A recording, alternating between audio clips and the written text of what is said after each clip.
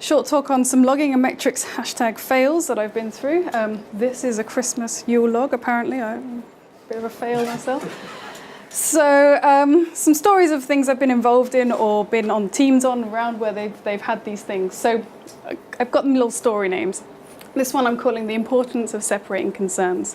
So in this particular instance, this is probably about 8 or 10 years ago. It was on a startup and they had a smallish system and it was a public API and quite early days, and they thought that they needed to start logging every kind of API call. Every time someone hit the API, they were going to log it, right? Seems reasonable. Now at that time, something like elk didn't exist, so they thought, we'll start, everything's pretty simple, we'll stick it in a database table, right? Yeah.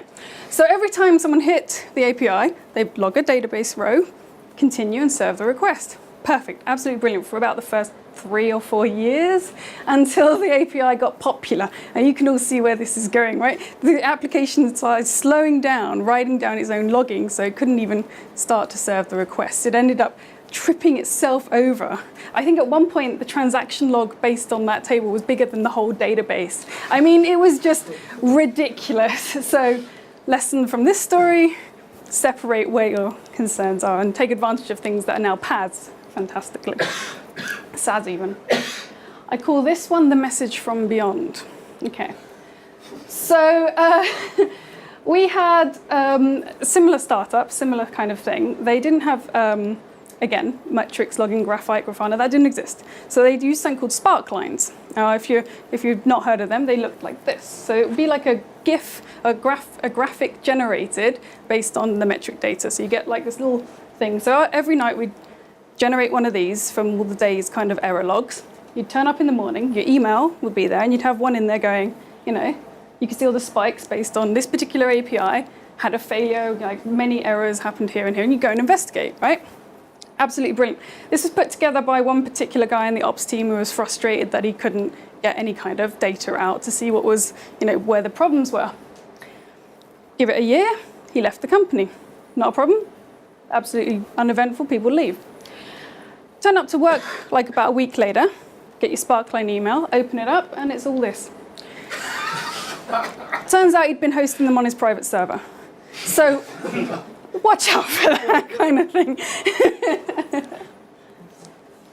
I call this one the death by bucket. Okay, we're getting more into current times now. This is a different company. Actually, I think it might be anyway, it's irrelevant. They've brought in StatsD. Right? And in the background, as you know, StatsD uses Whisper and database to put all its metrics in. Fantastic.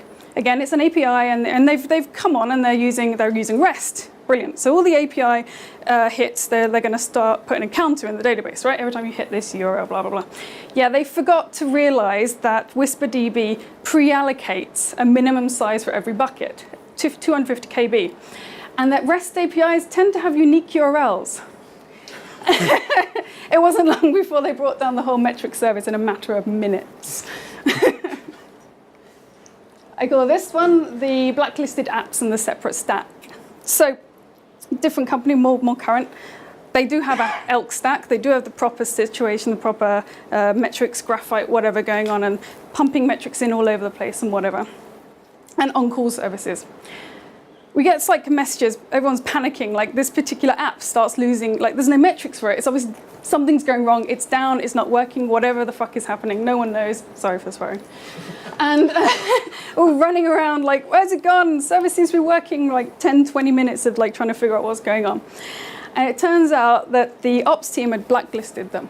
They were sending so many metrics, they were this close to bringing down the whole service that the ops team just went, screw it. You are having none. They ended up getting their own stack because they were just producing so many, their own elk stack.